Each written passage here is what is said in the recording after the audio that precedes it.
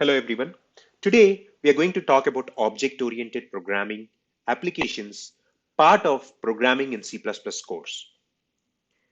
Object-oriented programming is widely used to develop a variety of applications, including desktop applications.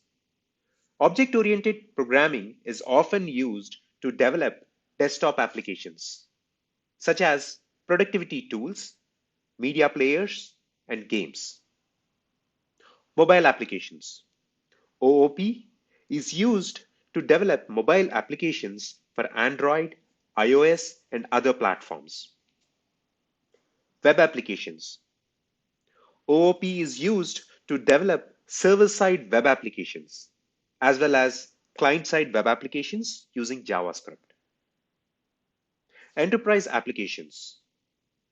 OOP is used to develop large-scale enterprise applications such as enterprise resource planning, ERP, customer relationship management, CRM systems, and supply chain management systems, etc.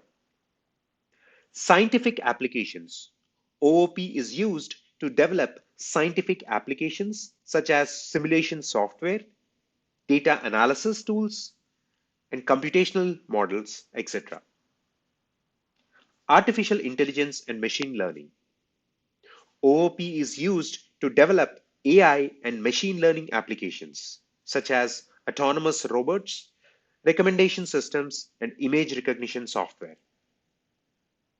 The benefits of OOP in these applications include increased code reuse, better modularity, improved abstraction, and increased flexibility.